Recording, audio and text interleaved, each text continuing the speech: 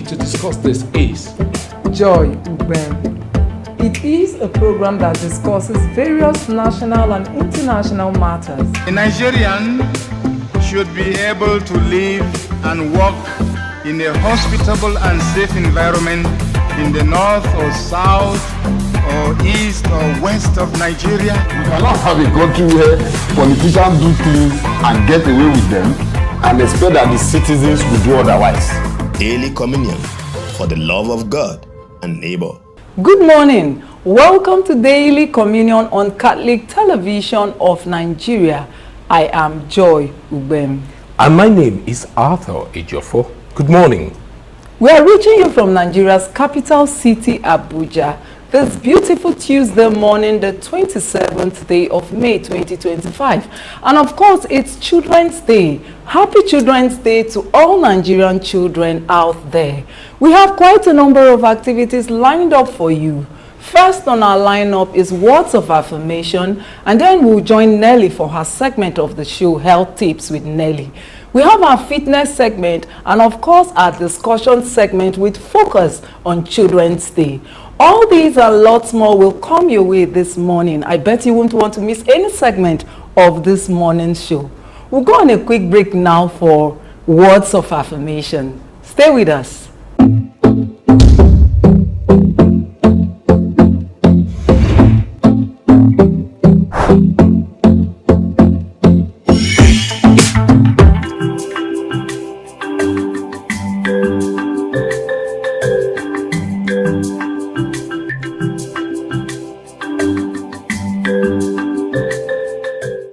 Yeah, hello somebody there.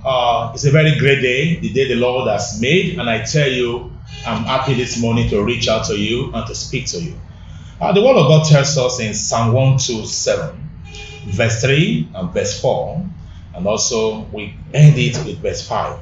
It says, sons are indeed a heritage from the Lord, the fruit of the womb a reward. Like arrows in the hand of a warrior are the sons of one's youth. Happy is the man who has his quiver full of them. I tell you this morning that children are heritage, from the Lord, which means they are blessings from the Lord. And they are also a reward from the Lord, whom he grants to those he grants them to. So on this day, I pray for all those who have these children in your hands. I want to encourage you, make sure you continue to treasure them. They are indeed gifts from the Lord. Make sure you make them to become awesome gifts, wonderful gifts, blessings to humanity, and make sure that you treasure them. When you treasure them, they will continue to become robust, to become blessed, and to become assets to us and to our generation and to the world. I want to pray with you with the word of God in Isaiah chapter 8, verse 18.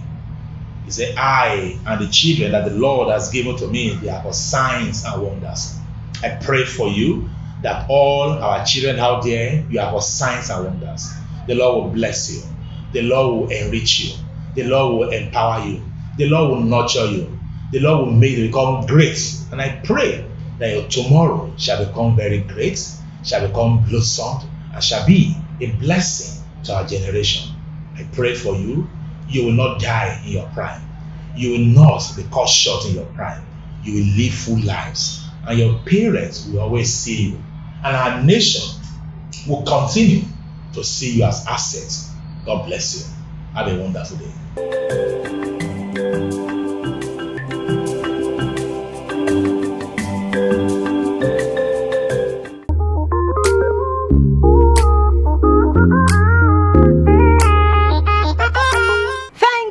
Arthur. Thank you, Joy. Yes, it is indeed a good day to talk about health tips. And today we're talking health tips for children. It is indeed a special day for our children. It is Children's Day, and we did this for children. So this is our Children's Day specials. And I titled this one, Clear the airways and let the children breathe fresh air. I love this one. By understanding the characteristics of children, we can better support and protect them, ensuring their healthy living, wellness, and total well-being. So, today we're talking common cold, cough, and catarrh. This is very prevalent in our climate, and especially at this point in time. Cough, cold, and catarrh is a situation, a health situation that happens to all, both old, young, men, women, and children alike.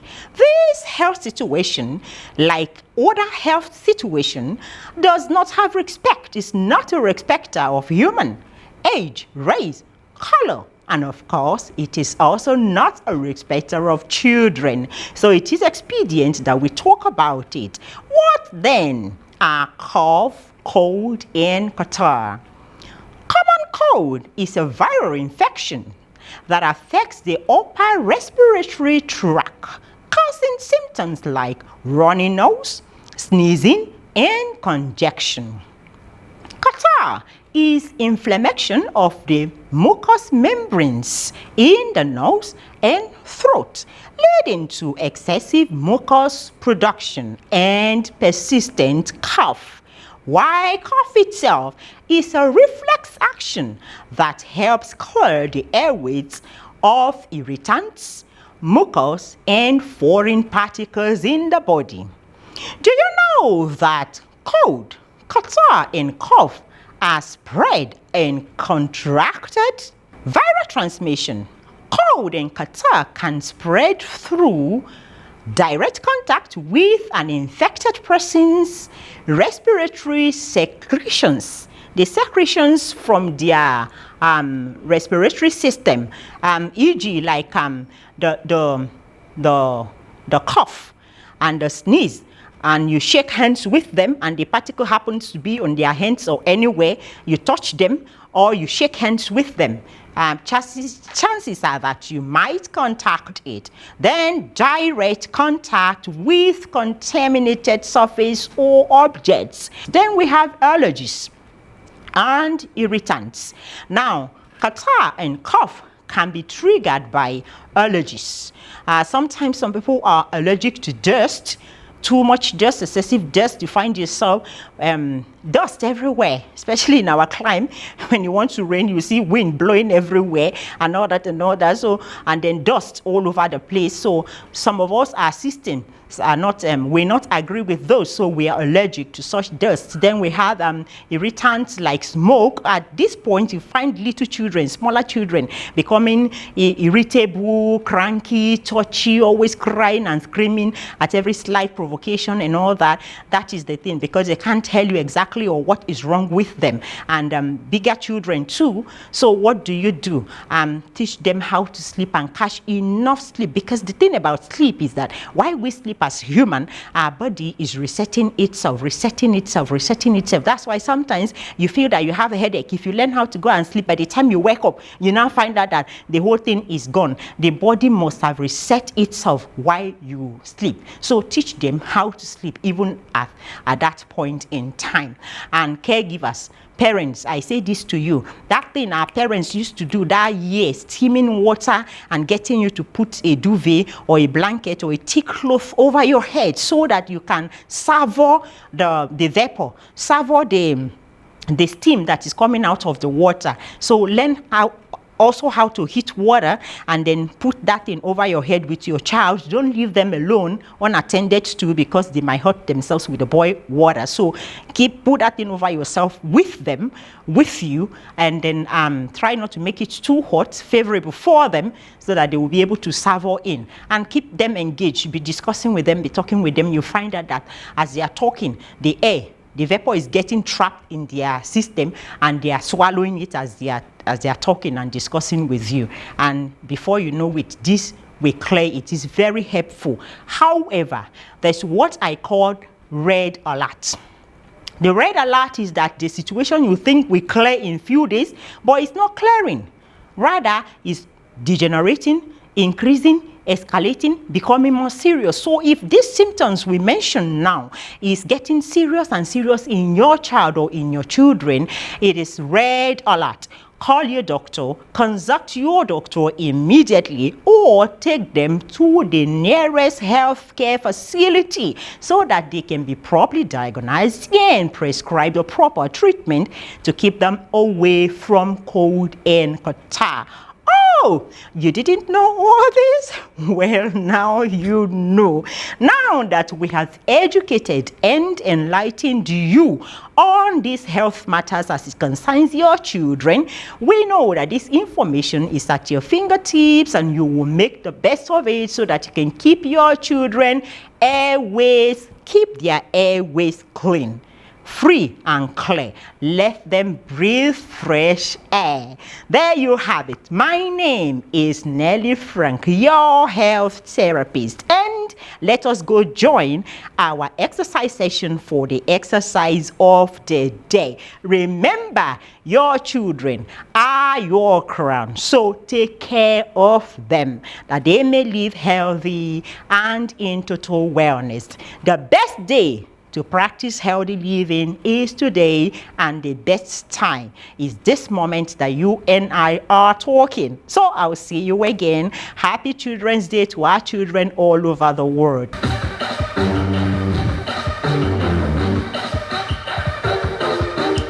Good morning, fitness lovers. My name is Tawi Oba. I'm the CEO of Synergy Fitness and Lifestyle. I'm a lifestyle coach. We are here at Zone 6. Neighborhood Garden, number 1 Zuwe Street. So for this week, we're going to be focusing on our upper body. And to start with that, we're going to work on the bicep and the tricep. And for a lot of people, you like to just sit down, you say you make excuses, there's no time to work out, or there's time to watch your favorite movie or your news or something in the evening. Let me show you what you can do while sitting. So here we go. So what we need actually is just a 2 kg dumbbell. But if you do not have this, you can just fill your wagolis or any sort of water and just have it full. So let's go. We're going to focus on taking this hand up and take it back down and move. So this is the target muscle. You're working on your tricep. So we're going to do 5 of this each. Then we're going to swap to the other hand. Take it back here. Take this up and go. 1, 2, 3, 4, 5. You can do 3 sets of this each. Then you take it all the way up and come back down. 1, 2, 3, 4. And you can repeat the same thing 3 sets of it, and you should do 15 reps or 12 reps. So you take it right here. Now let's go. 1, 2, 3, 4, 5. We're going to just have 3 more of this. And the same thing you're going to repeat for 3 sets. 10 or 12 each. And when you're done with that, you can come all the way in and go out. In and out. In and out. In and out. And it's still the same thing, 12 reps, 3 sets. So when you're done with that, if you notice I'm not dropping my hands, you don't drop it like this. No. You stay on the position and you take it all the way out. Let's go. 1, 2, 3, 4, 5. So you can go up until 12, 15, or you can even stop just at 5. Depends on what you can do. You know, fitness is never a competition. You go at your own pace. So let's go all the way up, back to your shoulder level. 2, 3, 4, 5. So same 3 sets of it. So I'm sure at this time your hands will be hurting. You drop it and you stretch. Shake it up. Shake it low. Shake it low. Shake it to the side. Shake it to the side. Take it forward. Stretch. Forward. Stretch. Take it back. Swap your hands. And you know, stretching is very important at the end of every exercise, because if you do not stretch properly, your hands are going to hurt. So now you're going to take it all the way up. Stretch it up. Stretch it up. Take it back. Stretch up. Stretch it up. Take it to the side. Stretch. Stretch. Stretch. Stretching all the way up. And that's it. So tomorrow we're going to do some other exercises, and for the whole week I'll show you different exercises you can do seated while you're watching your favorite movie. I hope this helped you. Thank you and God bless. Hey dear parents, are you looking for a fun and exciting way to engage and keep your children entertained this Children's Day? We've got you covered with exciting games and activities that will engage and entertain your children all day long, such as painting, swimming, train rides, visual realities, art and crafts, beading and crocheting, bounce and slide, singing and dance competition, an exciting performance with lot of freebies. All this for just $4,999 per child. Discount available on group bookings. Terms and conditions apply. Date is May 27th, 2025. Time is 10 a.m. to 6 p.m. Venue at Pavilion Exhibition opposite Radio House, Gariki Area 11, Abuja. Don't miss out on the phone. Hurry now and secure your ticket at discount rate. Call us on 0815-222-9851 or 0915-889-9588 for more information. We solicit donations of neatly used items for the less privileged kids, such as bags, clothes, shoes, toys, books, water bottles, cutleries, etc. Mark your calendars and get the children ready for an unforgettable celebration. See you there.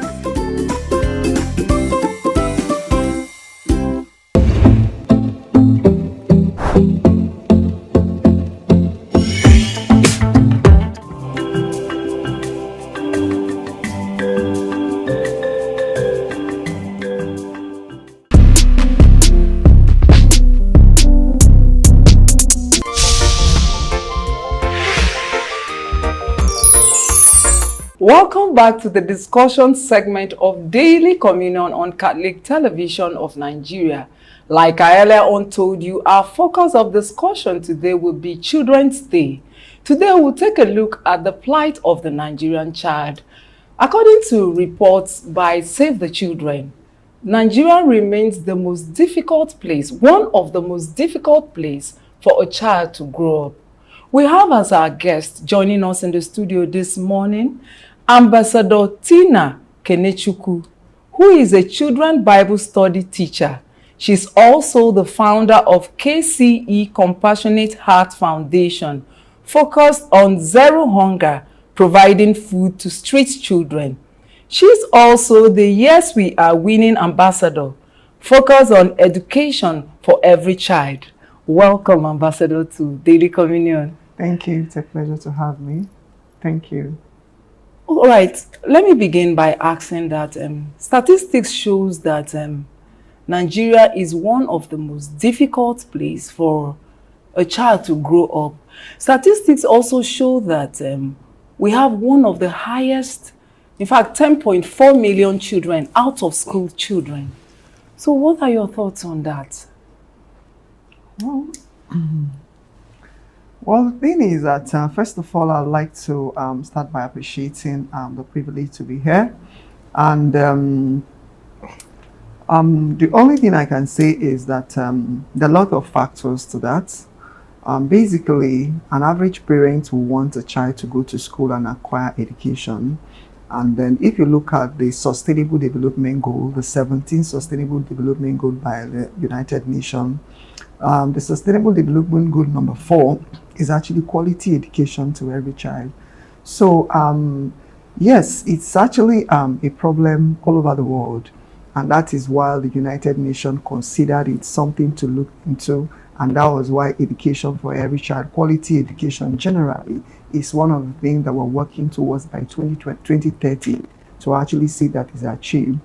And then coming back to Nigeria, a lot of factors, and in the past we've had issues with insurgency, especially people from the northern part of the country, of course, where they are displaced and all of that. So, and when such thing happen, what do you expect? Children fall out of school and all of that. And then, of course, coming back to families, there's so many things happening again in families and all of that. You have broken homes and all of that. And the honest truth about it is that when these things happen, the children are always in the middle. They are the receiving end. And at the end of the day, they have to pay so dearly for it. And then, of course, you look at what's happening in the eastern part of the country, especially in Anambra State, who all hear what the Professor Charles Soludo is doing, where all of a sudden, chunk number of, young children, young people, all of a sudden believe that they have to go through the traditional way, and then on all of that. Before you know, they start leaving school, thinking about going through tradition and all of that. So these are some of the factors. And then again, people want to, the situation we're into now, a lot of young people want to make money. When we're talking about the technology, people want to, use Yahoo to make money in a very legitimate way and all of that. Young people. And because of that, a lot of drop out from school and all of that. So these are all the factors when you put in place contributed to this, actually. I'd like to take you on a very important aspect. Is there anything wrong in a child seeking a path through the traditional way to get an awareness? It might not necessarily be about wealth, because I think what we're having in Anambra State that you picked now is a kind of awareness, almost like where the church is failing to give succor, to give hope, then the traditionalists are coming in to fill that gap. Is there anything wrong with the child deciding to find out about its ancestral roots? All right, so first of all, we need to understand that education generally, in quotes, is not just about going to the school to get a certificate, and all of that. Me personally, education is not about, you have to get into school, you have to do primary school, you have to do secondary school. If not, you are not educated. That is not really for me. Education is just way beyond that. Now, education also, goes through awareness, training, and then coaching, mentorship is also very important. But then while we do all of that, it's also very important that a child is well groomed. Foundation is very important. There's probably might not be anything wrong about that if that is what they believe. But the honest truth about it is that a child can easily be derailed if their foundation are not proper. So it's also very important that for me, I'm an advocate that whether you're going to use a certificate or not, whether you want to go through, the part of the tradition or not, first of all, go through this pattern, because there's something you need to learn. Moral standards, all of those things. At least the point when you are being taken from the wrong path to the right path. You have that fundamental. When you have that basis, it will be able to help you to decipher when someone is misleading you or not. So I think for me, that is my take on it. I'd like to look at the role of broken homes. How does it impact, how does it contribute to the plight of children in Nigeria? And we have a lot of them. It's not like before. So. All right, so permit me to be a little bit, very open at this point. And I'm actually a product of a broken home. And it's a part of my life when I get me so emotional. I come from a family of 5 children. I happen to be the first daughter and the third child. So growing up, life was not easy at all, because life happened and then my parents went separate ways. So we grew with, my mom had to literally take all the responsibility on herself. So it wasn't easy at all, on her, but what would she do? She just wake up and see yourself. You just have to take care of 5 children. She literally have to go into that. It wasn't what she planned for herself. That wasn't what she bargained for. But when you ask questions, there's nobody to answer. You don't even know. You felt that life is very unfair. What do? She just pick up her pieces of herself, and then we all hit the streets. I was once on the street, we all hawk, because we definitely have to feed. We have to survive, we have to support my mom and all of that. The reality dawned on us. There was nothing we could do about it. But thankfully, she was able to, do the much she could do to get us to the point where we are. At some point, she was very strict. We used to think that she was very wicked. But that was what has been able to shape and form us today. The honest truth about it is that some of such things, they are bound to happen. No child prays to come from a broken home. But when it happens, what do? You have to be strong. You have to stand on your feet and then be able to support your parents and see what you can do. But I feel that the huge responsibility of parenting falls on family and school, because these are the places where the children spend the most of their day. School and family. Very important. I still want you to talk about what does the church do. I want to know exactly what the church does. Okay. Yeah, so for the church, in terms of the moral standard, a child that is, when he's greeting a parent, is bowing down, or it goes beyond that. When we talk about moral standard is being able to build a child to be negative proof. A child who can withstand peer pressure. You see your friends smoking, the ability for you to say, no, I won't be able to do this. That is what moral standard is all about. A child who can start at a very early age, you already know what is fair. This person can be treated unfairly. That is part of what moral standard is all about. So what the church is doing in terms of parenting is actually inculcating the moral standard of in a child. And of course, we have the Holy Book where we draw all inspiration from, and we're able to achieve that. Well, it's a journey. So we can't say it's something that is going to achieve in a day. So it's a journey. And trust me, on a daily basis, we're making progress. So it's better. How do I say it? The little effort is yielding impact. It's better than not doing at all. I'm going to ask you, why I'm bringing this angle because of your family. You had a stint in child labor, trying to support your mother, from what you say. Now, what's the positive impact of that to you? Because we're always looking at the negative impact of child labor. Was there any positive impact that you had during that you helped or assisted your parents financially? Wow, beautiful question. Yes, because society believes that when there's broken home is always a negative aspect of it everyone wants to talk about. The honest truth about it is that has actually contributed to who I am today. I wouldn't say that I am where I am meant to be, but I can always say that I am not where I used to be. Because what happened was that I learned in a very hard way. And then, of course, growing up, I already know that I don't have a godfather.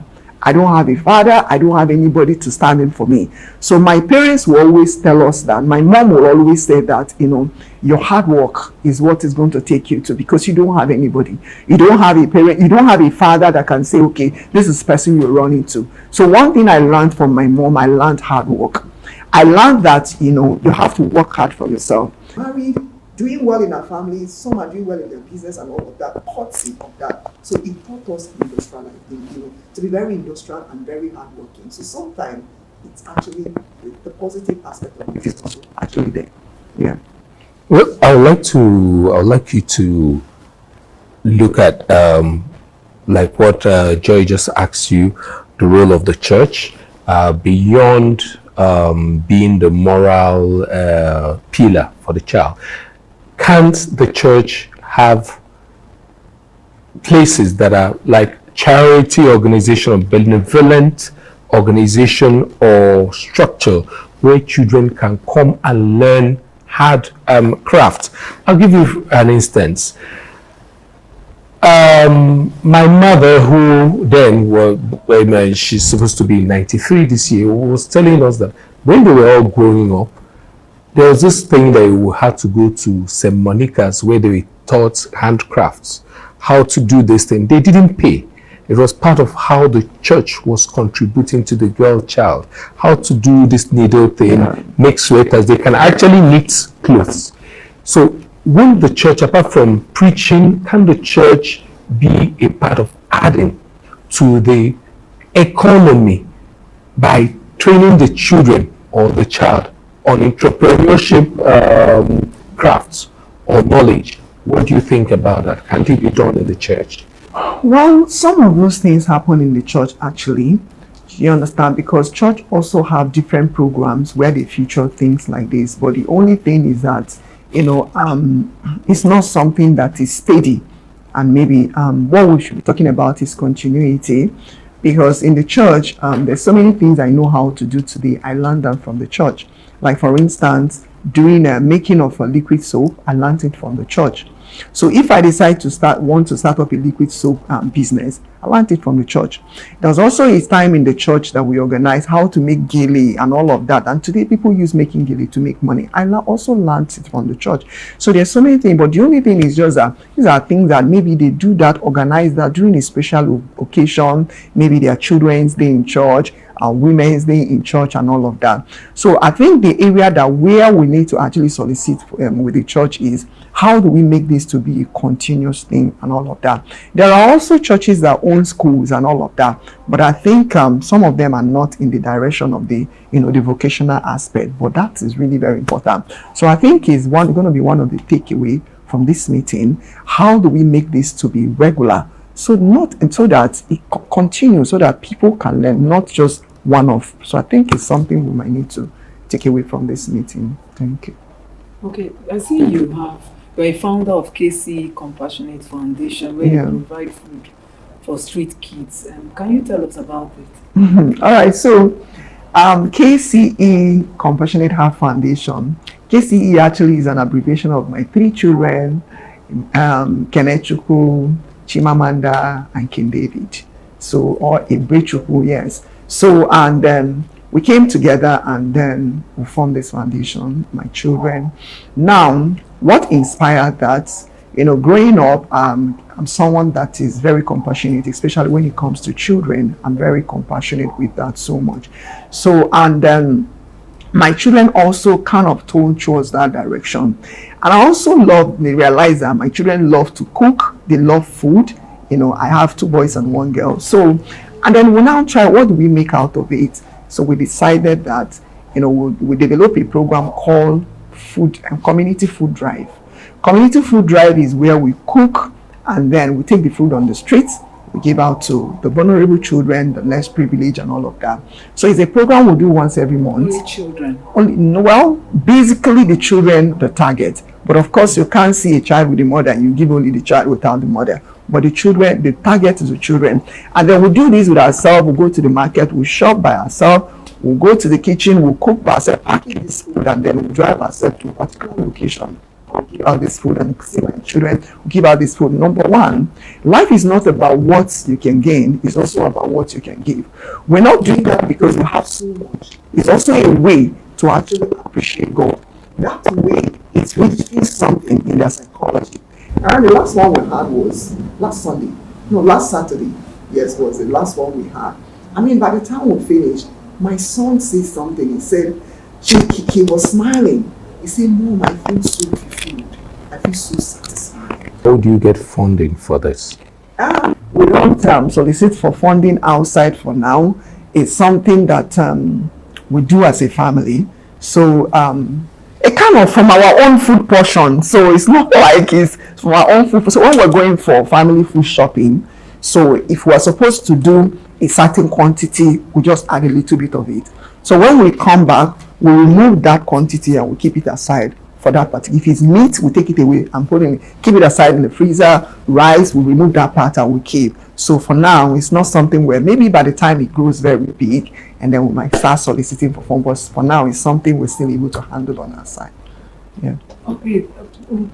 What do you think the Nigerian government can come in to do for the children, the Nigerian child, with all that we have listed here and talked about? Because we can't just talk about them. Yeah.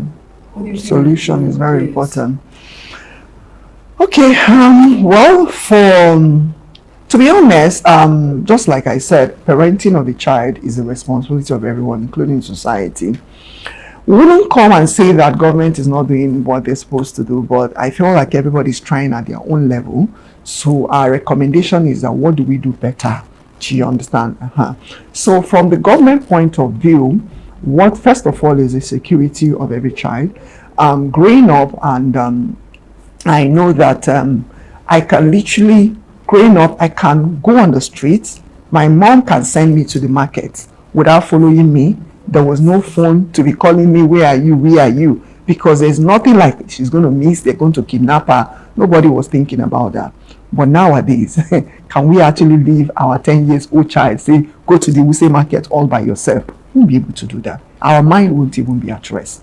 Do you understand? And that is impacting negatively on their psychology. One day my son asked me, can't you allow me to go to market? But I can't see myself doing that in the economy of nowadays. Do you understand? It's 12 years old. So now, the honest truth about it is that security is very important. So security is very important. So one thing that we keep soliciting, from the Nigerian government is that give us security. Give us security. It's very important. It helps a child to thrive and all of that.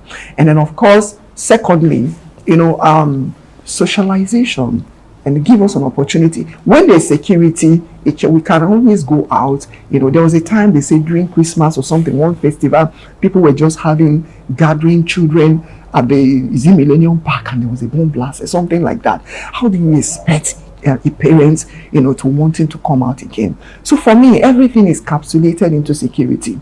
The other day, my children, they did their inter-house sports, and that was at the National Stadium. We were there. And then my husband came to pick us up, and then we were talking. I said, I remember in those days when it was, Children's Day, there's match pass, we'll all go to the stadium. Even the inter-house sports, people are coming from different schools. People were coming from different schools. You didn't have a mobile phone. Nobody is checking on you because your parents know you're going to come back. Thank you so much for joining us on Daily Communion. It's my pleasure. Thank you so much. It's my pleasure. All right, viewers, we've been talking with Ambassador Tina Kenechukwu, and of course our topic has been the plight of the Nigerian child. She is a children Bible study teacher and the founder of KCE Compassionate Heart Foundation, focused on zero hunger, providing food and to street children. And then, yes, we are winning ambassador, focused on education for every child. We'll go on a quick break right now, and when we return, Daily Communion continues. Stay with us.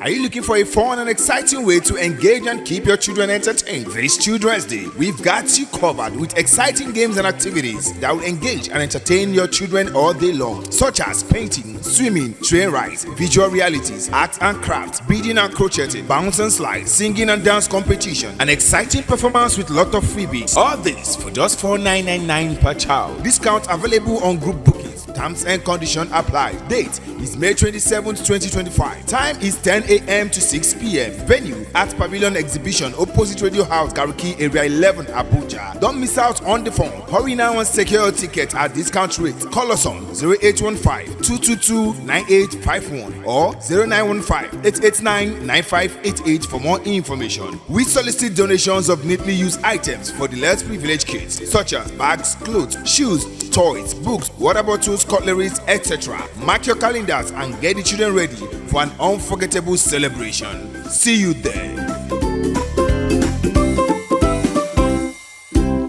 It's a very good thing that we celebrate Children's Day. So I would like to encourage them to keep on being themselves and not be flexed by what people do or say outside, especially this era of social media.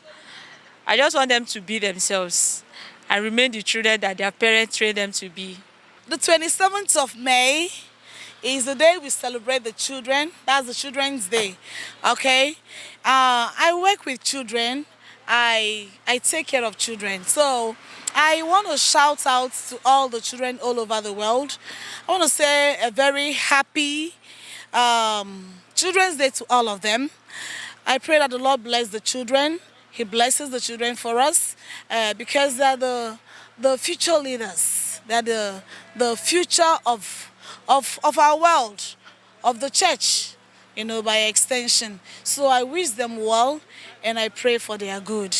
And I want to invite every other person out there to join me in celebrating the children, because children are little angels, especially my children, my students in Holy Child College. FCT Abuja, and all the children all over the world. We love you. I'd say it's a wonderful day that we are celebrating the children. To my children, I love them, and for the children in the world, I tell them that there is hope, And I pray that it's a good thing we are celebrating them tomorrow and that they will do well in their different endeavors. Yeah. It's a day that everyone, every family celebrate children. So I want to use the opportunity to tell my learners Happy Children's Day. Continue to wish them divine wisdom, knowledge, and understanding in everything they're doing in life. They will fulfill their great destinies. I'm wishing them the best of the day. Let them have hope. Who will get it right? Let them not be disappointed in us, their fathers. I know we have failed them a little bit, but let them have hope. We will get it right and make this place better for them. And the future is very, very bright for them. Let them, in the biblical, we are in the wilderness now. Very soon we'll come out of the wilderness and things will be right for them. So the future is very, very bright for them.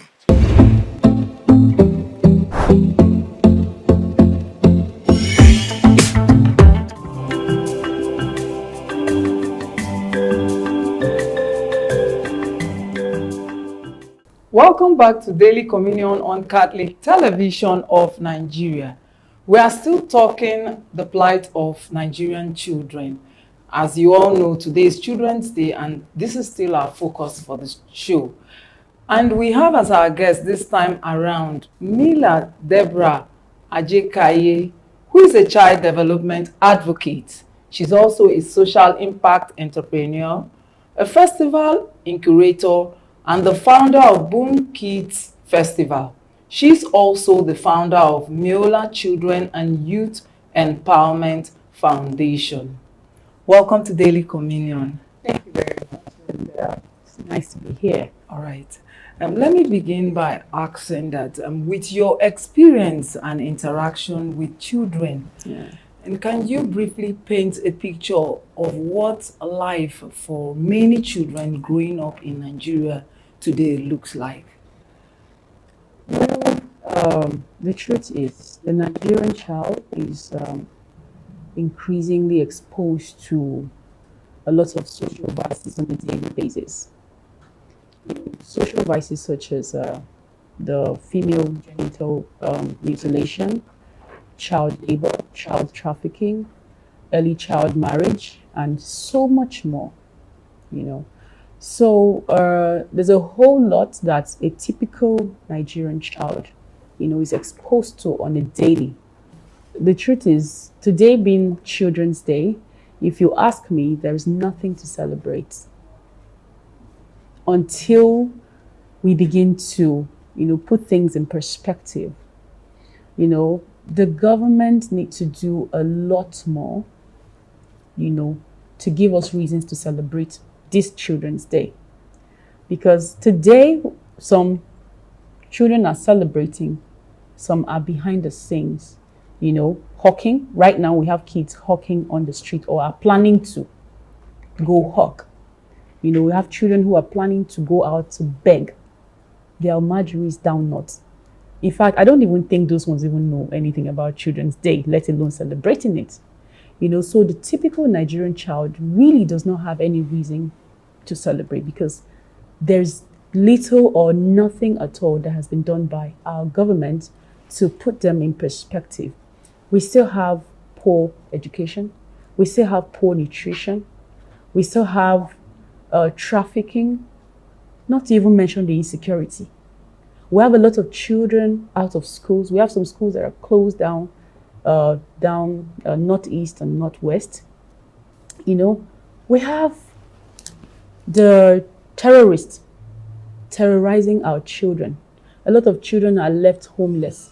A lot of children are left parentless as a result of insecurity. So what are we celebrating really? Okay, but you talking about celebration, people say that 27th May today, it doesn't just mean celebrating children. It also reflects on everything that has to do with the Nigerian child. Yeah. There's this focus. So if you are saying it's not worth celebrating because that day is going to draw attention to these issues that you've listed, what are your thoughts on that? Well, I'm saying to me, it's not worth celebrating looking at the perspective of the situation we're in. Of course, as children, they ought to celebrate. No But matter. attention is being drawn to these vices, these issues that Exactly. border around the children on Exactly. that day. And you don't think that with that attention, work will be done on that or improvement. The issues will come up. Okay, for me, the celebration begins when there is action. Okay. What is our government doing as of today, to cope some of these vices we're talking about? Apart from just marking the day, coming on TV to talk or something like that, what exactly are we doing? What are the practical steps, the government is doing, to bridge some of these things and lessen the plight of a typical Nigerian child? And that's where I'm coming from, that there's no need, for me as far as I'm concerned, there's no reason to celebrate. Because what are you celebrating? There's a whole lot of, the only thing you can even celebrate is fear. There's a lot of fear in the heart of a typical Nigerian child.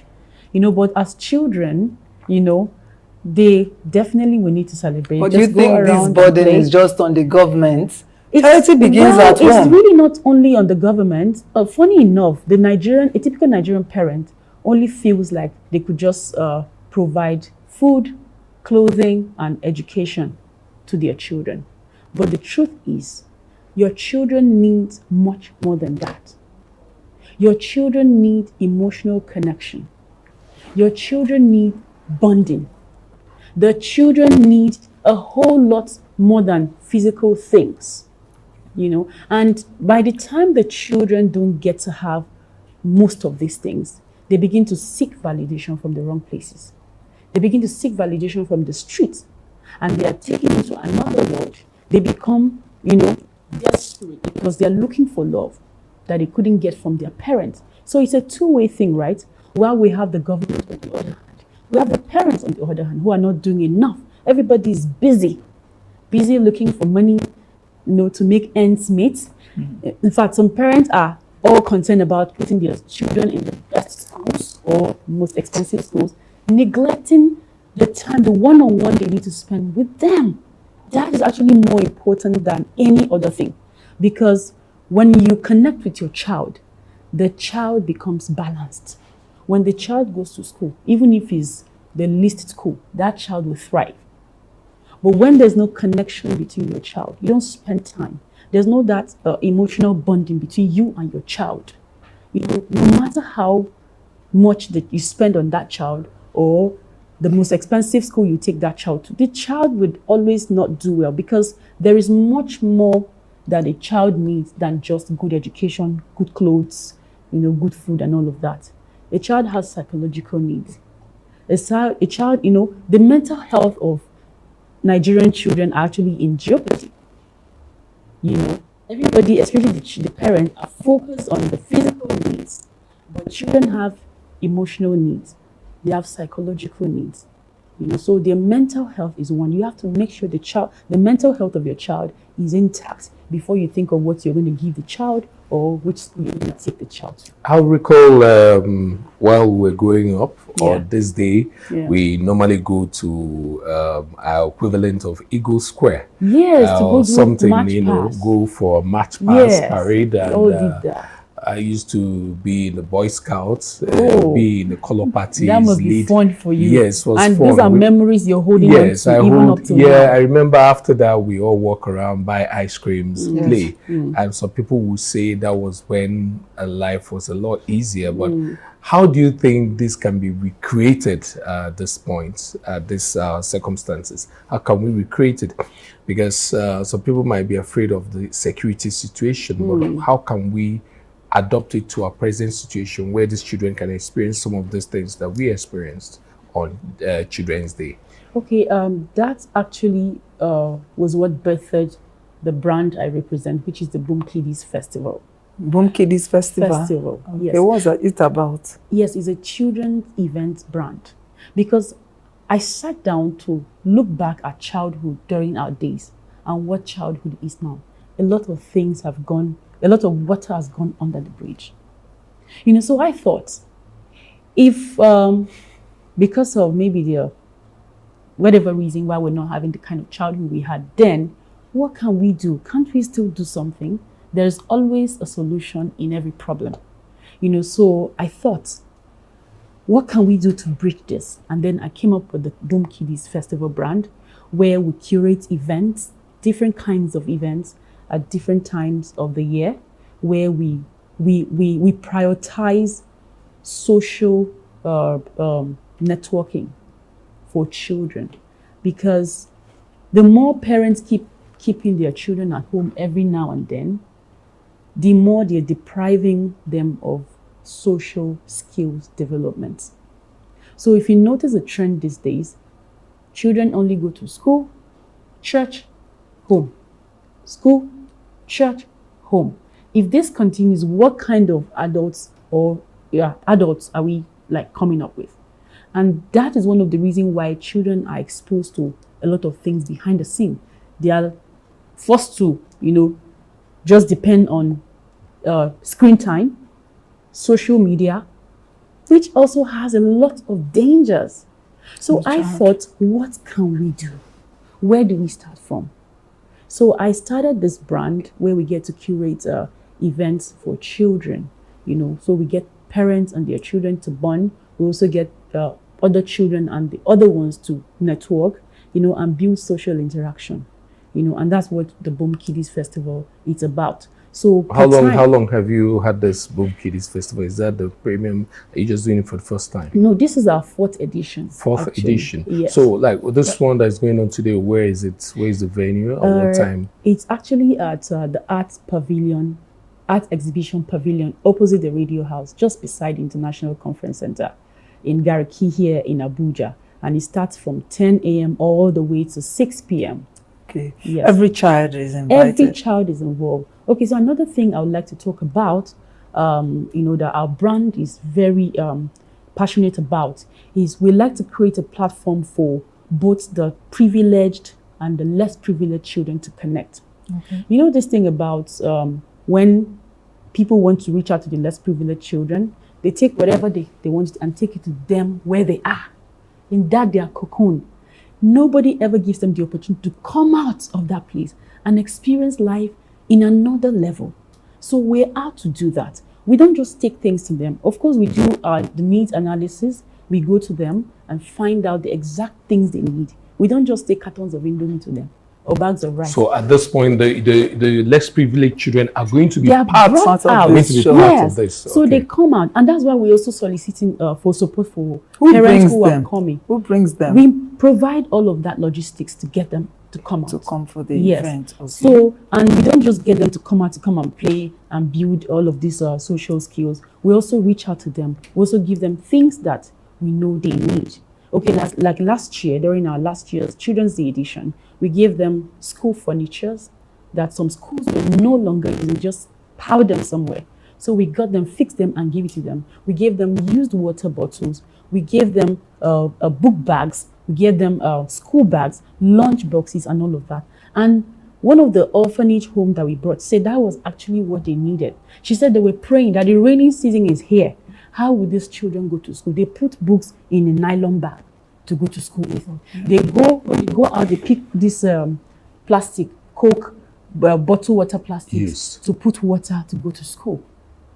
So here we are. We met their needs, and that was the most fulfilling part of that last year's event for me. Apart from this, what other activities takes place that day? Yes, we do a lot of things. Yes, we do a lot of things. We have painting, we have beading, we have crocheting, we have all the dance and music competition. We give them space to just express themselves, and you will just see another part of that child coming out on that day.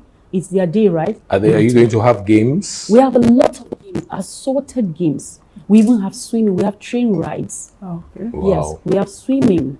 So they come to swim. We have those that are interested in going on the train. They go on the train. Those that want to paint, they paint. Those that want to do virtual reality games, they have virtual reality games to play with. So we just try to make sure we have assorted things that children will like, and to keep them busy, to just create memories and just remember that they are once, So are you a free event? Oh, yeah. Okay, it's not really free per se. It's free for the less privileged children we're bringing. Okay. But for any other person coming, it's ticketed, because we use the proceeds from the ticket to fund most of the support we give to the less privileged. You asked earlier, how do we get them?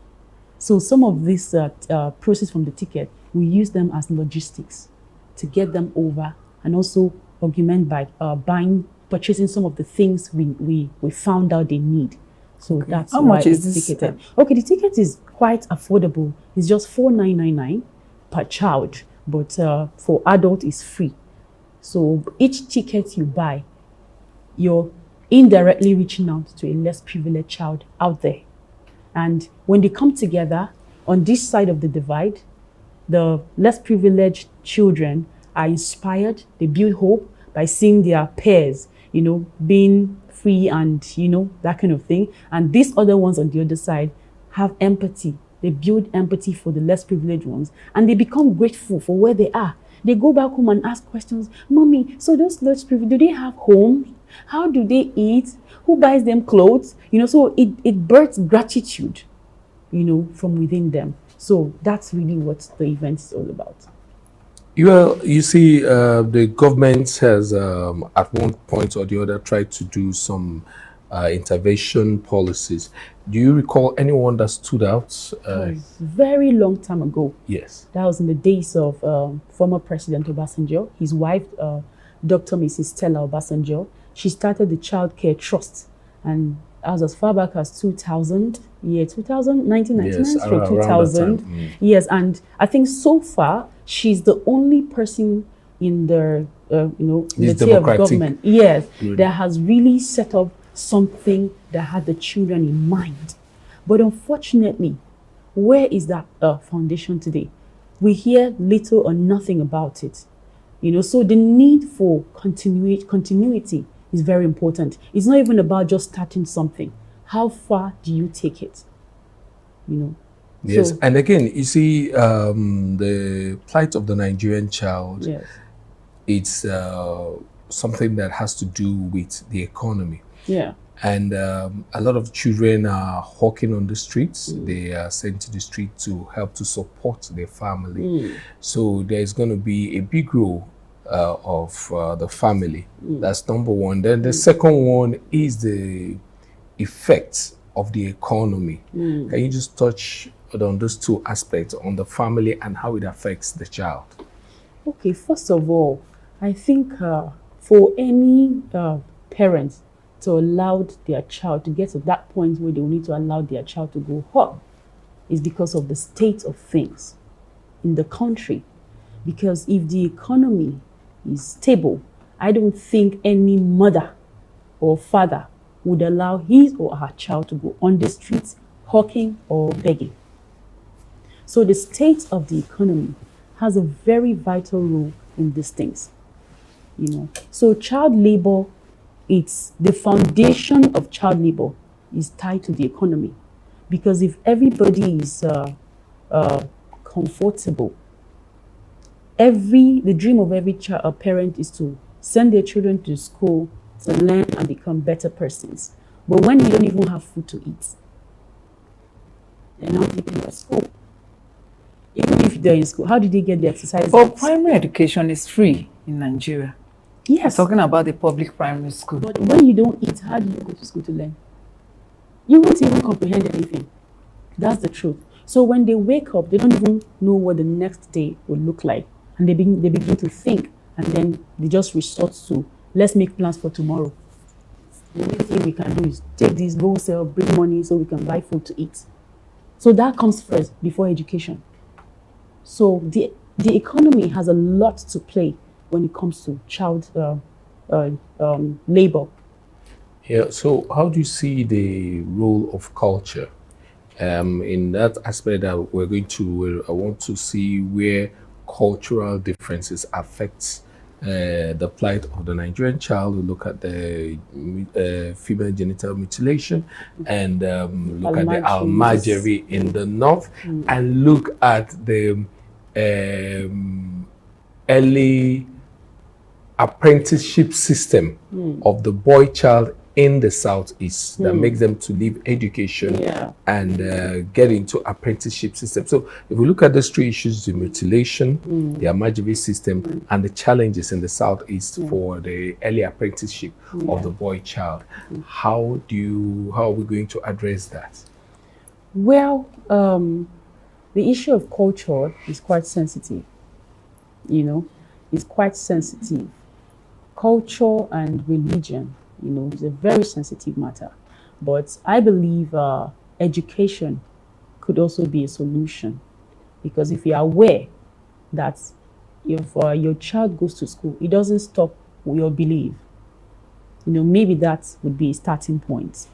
You know, so if you know these people are well exposed, you know, are well educated, you know, that these things, especially looking at the Amaji race, I think theirs is more of both cultural and religious thing, you know. So, but if they're well educated by their leaders, the imams, and you know all of that, that going to school does not have anything negative to do with education.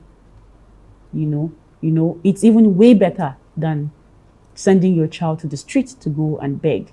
You know, so I think education has a lot to play in that.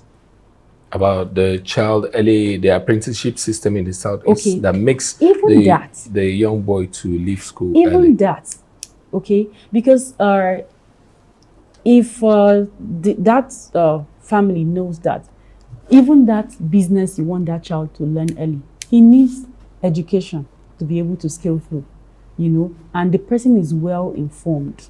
You know, I think they might opt for that child to go to school first before, you know, going to learn whatever skills or business they want them to learn. But you see the Nigerian situation where after going to school, becoming a graduate, there are no jobs. It has made a lot of people to say education is a scam.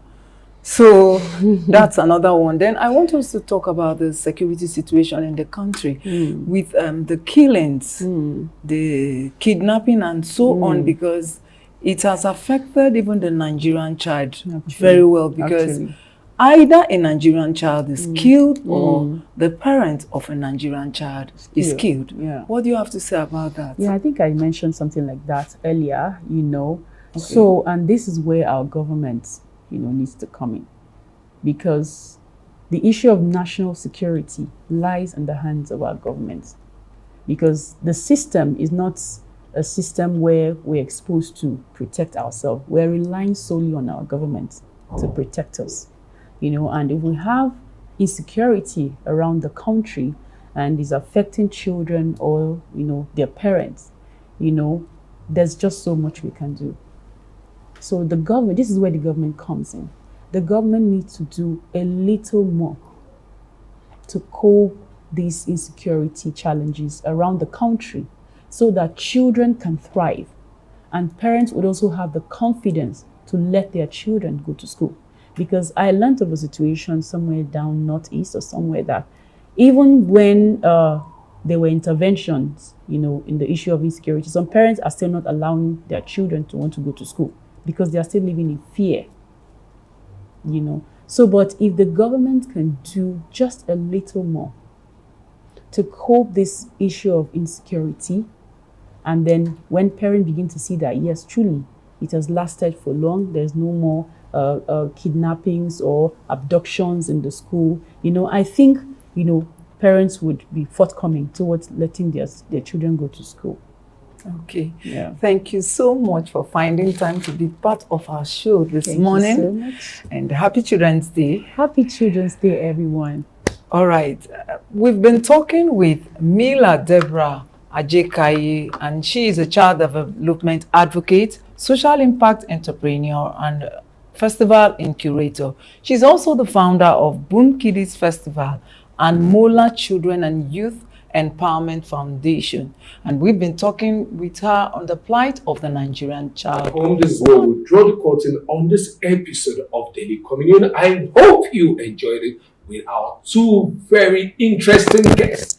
And I would like to wish all the children all over watching this program, and even the parents, a happy Children's Day. Remember, you can watch us on GoTV channel 115 and on Facebook, on Instagram, TikTok, at Catholic Television of Nigeria. We are also available on free-to-air Nicomsat. Bye for now.